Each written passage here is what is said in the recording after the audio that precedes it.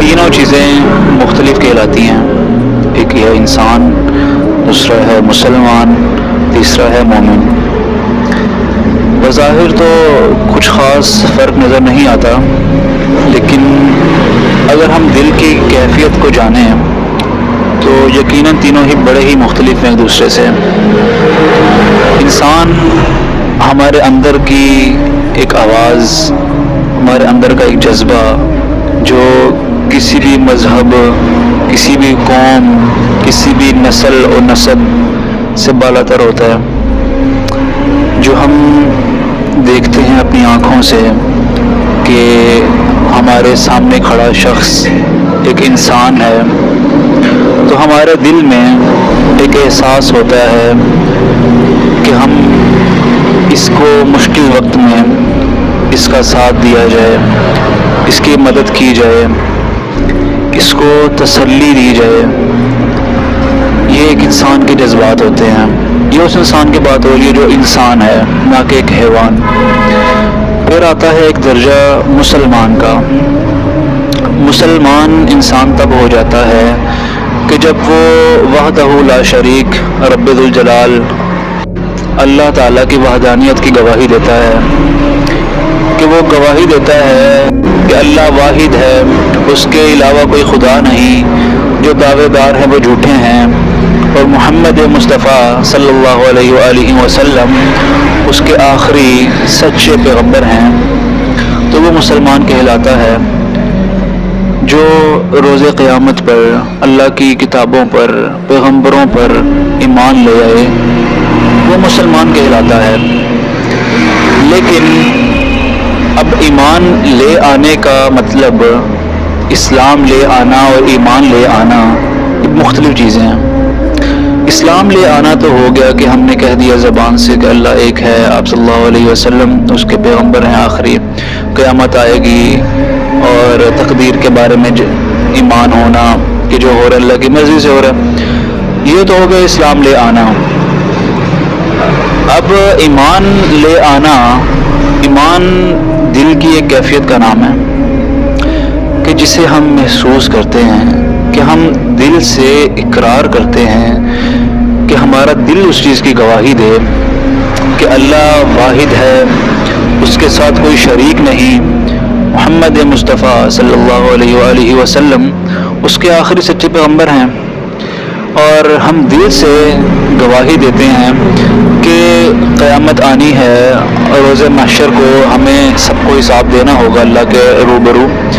اللہ کو جتنے جو اعمال کیے وہ ہمیں اکیلا اکیلا بلا کر اس کی ایک ایک چیز جو ہم نے زندگی میں گزاری، ایک ایک لمحہ جو ہم نے زندگی میں گزارا، اس بارے میں پوچھے گا کہ بتاؤ تمہیں یاد ہے تم نے فلانا ٹائم میں ایک تمہارے نظروں کے سامنے ایک برائی ہو رہی تھی، تم نے اسے روکا یا تم نے بس اسے بلا دیا یا اگنور کر دیا اس کو. تو اسے پوچھا جائے گا کہ کیا تمہارا دل وہاں پہ نرم پڑا تھا، تم نے کہا چلو خیر ہے کوئی بات نہیں ہے، میں کر رہا ہے، میں کیا کر سکتا ہوں یہاں پہ. اللہ تم سے پوچھے گا کہ بتاؤ کیا مجبوری تھی تمہاری ایسی کہ تم نے وہ اس برائی کو روکنے کی کوشش ہی نہیں کی. آپ صلی اللہ علیہ وسلم فرماتے ہیں کہ جب تم کوئی برائی ہوتے ہوئے دیکھو تو اگر تمہارے میں طاقت ہو، اگر تم قدرت رکھتے ہو، تمہارے میں اتنی طاقت ہے کہ تم اس کو اپنے ہاتھوں سے اپنی طاقت سے روک سکو تو روکو اس کو. اگر تم اتنی طاقت نہیں رکھتے، جیسے مثال کے طور پہ کوئی بڑا آفیسر ہے، اس کو ہم کوئی برا کام کرتے ہوئے دیکھیں تو ہم اتنی طاقت نہیں رکھتے ہوتے. ایک عام شہری اتنی طاقت نہیں رکھتا کہ وہ اس کو اس چیز سے روکے، کیونکہ اس کو اپنی سیفٹی کا خیال رکھنا ہوگا. وہ خود کو سیف فیل نہیں کرے گا. ظاہر ہے کہ اگر ہم کسی آفیسر کے آگے کھڑے ہوتے ہیں تو ہمیں کوئی ایکشن کے ریئیکشن تو دے گا. تو اگر ہم قدرت نہ رکھتے ہوں، طاقت نہ رکھتے ہوں، تو ہمیں چاہیے کہ ہم زبان سے اسے کہیں پیار سے کہ محترم اللہ کے نزدیک یہ کام برا ہے، تو میں اس کا حکم سناتے ہوئے آپ کو کہ یہ آپ کو عرض کرنا چاہوں گا کہ آپ یہ کام نہ کریں. نصیحت کر دیں اس کو، کہ کیونکہ اللہ تعالیٰ فرماتا ہے کہ نصیحت کر دیا کرو یقیناً نصیحت مومنوں کو فائدہ دیتی ہے۔ اب آپ اس کو نصیحت کریں، اب اس کی مرضی وہ مانیں یا نہ مانیں۔ اب پھر تیسرا درجہ آتا ہے کہ آپ دیکھتے ہیں کہ اگر میں یہاں پہ اس کو کچھ کہوں گا، نصیحت کروں گا، تو یہ دوبارہ میرے لیے ایشو بن سکتا ہے کوئی، تو آپ دل میں اس کا برا گمان ضرور کریں کہ یہ اس نے غلط کیا ہے۔ کہ اگر ہم ہاتھ سے روکنے کی طاقت رکھتے ہیں تو ہاتھ سے روکیں، اگر ہم زبان سے روکنے کی طاقت رکھتے ہیں تو زبان سے روکیں، اگر ہم کسی چیز کی طاقت نہیں رکھتے، ہم مجبور ہیں کسی وجہ سے، کوئی شرعی عذر ہے کہ ہم مجبور ہیں اس کی وجہ سے بھی، ایسی جگہ جہاں پہ اگر ہم نصیحت کریں گے تو اس کا مطلب الٹا لیا جا سکتا ہے کہ وہاں پہ نصیحت کا فائدہ نہ ہو، نصیحت وہاں کی جاتی ہے جہاں فائدہ ہو اس کا۔ ایسی جگہ پہ نصیحت کرنا ٹھیک نہیں ہے کہ جہاں پہ فتنے کا اندیشہ ہو، کہ نصیحت کی جائے تو یہاں فتنہ برپا ہو سکتا ہے۔ تو بحیثیت مسلمان یہ لازم ضرور ہے کہ ہم نصیحت ضرور کر دیں۔ امر بالمعروف نہی عن المنکر، اس کا مطلب ہی یہ ہے کہ ہر مسلمان مرد ہو یا عورت ہو، اس پہ لازم ہے کہ وہ اپنے مسلمان بھائی بہن کے مردوں کو، عورتوں کو نیکی کی دعوت دیں، برائی سے روکیں۔ ہمارے معاشرے میں بڑی ہی ایک برائی چل پڑی ہے غیبت کی، اور پیٹھ پیچھے چغلیوں کی، بیٹھے بیٹھے کسی کے حال کا تجسس کرنے کی۔ اللہ سورہ حجرات میں فرما رہا ہے کہ کسی بھی مسلمان کا ایمان لانے کے بعد کوئی برا نام نہ رکھا جائے، کہ کسی کا نام ہے عبد اللہ، ہم اس کا کوئی الٹا نام رکھ دیں۔ ہمارے معاشرے میں بڑا ہی یہ رواج چلا ہوا ہے، مثال کے طور پہ کسی کا نام ہے بلال، اس کو بلا بلا کہیں گے، بڑا ہی غلط نام ہے کہ اتنا خوبصورت نام بلال اور اس کا نام الٹا کر کے کچھ اور رکھ دینا، تو یہ گناہ کا کام ہے۔ پھر کسی کے حال کا تجسس کرنا، کوئی بیٹھا ہے اس کے بارے میں سوچنا، یہ پتہ نہیں کیا سوچ رہا ہوگا، کوئی پتہ نہیں کوئی الٹی پلٹی بات سوچ رہا ہوگا، یا پھر کسی کے معاملات میں مداخلت کرنا کہ اچھا یہ تو ایسے کر رہا ہوگا، یہ تو ایسے ہوگا، پکی بات ہے، مجھے تو پکا یقین ہے یہ تو ایسے ہی سوچ رہا ہوگا۔ یہ سب چیزیں غلط ہیں کہ ہمیں کوئی اجازت نہیں ہے کہ ہم کسی کے بارے میں غلط گمان کریں۔ ہمیشہ پازیٹیو سوچیں کسی کے بارے میں۔ کوئی چلتا ہوا آپ کی طرف آ رہا ہے، آپ نے کہا کہ یہ تو پکی بات ہے مجھے مارے گا، کہ کیوں مارے گا وہ آپ اس کے بارے میں اچھا گمان کریں کہ نہیں کوئی نفع بخش چیز ہوگی، انشاءاللہ بہتر ہوگا۔ موسیٰ علیہ السلام کے دور میں نا 2 سے 3 کشتیاں آ رہی تھی، اور اللہ کا حکم ہوا کہ آپ کنارے پہ جائیں، اور کشتیاں آ رہی تھی، ایک کشتی والے آئے، آگے لہریں اٹھ رہی تھی، انہوں نے کہا کہ بے شک جو اللہ چاہے وہ ہو کے رہے گا، اور آئے وہ غرق ہو گئے۔ دوسری کشتی آئی، انہوں نے بھی ایسے ہی کہا کہ جو اللہ چاہے وہ ہو کے رہے گا، وہ بھی غرق ہو گئے۔ تیسری کشتی آئی، انہوں نے کہا کہ یقیناً جو اللہ چاہے وہ ہو کے رہے گا، لیکن اللہ ہمارے حال پر رحم فرمائے۔ تو وہ بڑی ہی حفاظت سے، بڑے ہی سکون سے کنارے پہ پہنچ گئے۔ نتیجہ یہ نکلا کہ ہمارے لیے نصیحت کیا نکلی اس میں، کہ ایک اچھا گمان، مثال کے طور پہ آگ لگی ہوئی ہے اور آپ کو نظر آ رہا ہے کہ یہ گھر جل کے رہے گا، لیکن آپ دعا کریں کہ نہیں اللہ خیر کرے گا، نقصان نہیں ہوگا انشاءاللہ۔ ابراہیم علیہ السلام آگ میں ڈالا گئے، اور اللہ تعالیٰ نے کیا حکم فرمایا، اے آگ سرد ہو جا اور ابراہیم پہ سلامتی والی ہو جا۔ آج ہمارے ایمان اتنے کمزور ہو چکے ہیں کہ ہمیں تو کوئی ہلکی سی چنگاری لگ جائے نا تو ہم کہتے ہیں کہ جلا کے چھوڑے گی۔ میں کہتا ہوں کہ آج بھی اگر ہم اپنا ایمان اتنا بڑھا لینا، اللہ کو ہم اتنا راضی کر لینا، تو ہمارا بھی ایسا ہو سکتا ہے کہ ہمیں کوئی سمندر ڈبا نہ سکے، کوئی آگ جلا نہ سکے، کوئی پتھر ہمیں لگ نہ سکے، کوئی انسان ہمیں تکلیف پہنچا نہ سکے۔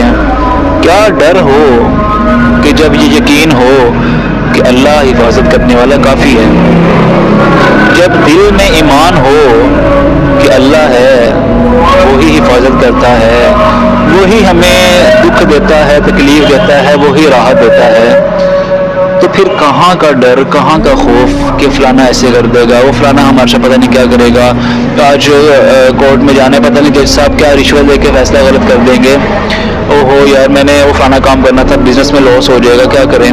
نہیں، کچھ بھی نہیں ہوتا. صبر، اللہ کا توکل کہ اللہ ہے وہی بہترین فیصلے کرنے والا ہے. کوئی برا کام ہو جائے ایسا جو آپ کے پلان کے اکارڈنگ نہ ہو اور آپ کی نظر میں وہ غلط ہو رہا ہو، صبر کریں. آپ یہ سوچیں کہ اللہ ہے، ہر ایک وقت وہ آپ کو دیکھ رہا ہے، پرسنلی آپ کو دیکھ رہا ہے. ذرا آنکھیں بند کریں اور سوچیں دل میں کہ اپنا نام لے کے کہ تمہیں پتہ ہے کہ اس وقت بھی تمہارا رب تمہیں دیکھ رہا ہے، بڑی محبت کی نگاہ سے تمہیں دیکھ رہا ہے. کیا میرے بندے کیا کر رہے ہیں، کہاں جا رہے ہیں، میں ہوں نا تیرے پاس، ادھر میری طرف دیکھ، میری طرف پلٹ کے آ، میں تجھے تھام لوں گا. تو یقین کریں کہ وہ آپ کو تھامے گا. اللہ تعالیٰ فرماتا ہے کہ کوئی میری طرف اگر رخ کرے تو میں اس کو اپنی طرف آنے کا راستہ دکھاتا ضرور ہوں. اگر وہ بھٹک جائے تو پھر میں اس میں کیا کر سکتا ہوں؟ کہ بے شک راہ دکھا دینا ہمارا کام ہے. ابھی اگلے پہ ڈیپینڈ کرتا ہے کہ وہ راہ پہ چلتا ہے وہ یا وہ شیطان کے بتائے ہوئے راستے کا اختیار کرتا ہے. اللہ تعالیٰ فرما رہا ہے کہ خواہشات نفس ضرور ہوتی ہیں، شیطان کے وسوسے بھی ہوتے ہیں، دونوں چیزیں ہوتی ہیں. آپ کا نفس بھی نفس بھی شیطان ہی کی طرح خواہشات بھڑکاتا ہے آپ کے دل و دماغ کو ان خواہشات میں ڈبونے کے لیے کہ آپ ڈوب جائیں ان خواہشات میں اور پڑ جائیں ان کے پیچھے. لیکن اللہ کہتا ہے کہ تم اپنی خواہشات کو مارو. آج ہم ڈپریشن میں جا رہے ہیں صرف اس وجہ سے، اسی لیے کہ ہماری جو خواہشات ہیں وہ پوری نہیں ہو رہی اور ہم بھاگ رہے ہیں. ہماری زندگی کا مقصد واحد ایک مڈل کلاس فیملی کے بچوں کا صرف واحد زندگی کا مقصد یہ ہوتا ہے کہ آپ اپنا گھر بنا لیں.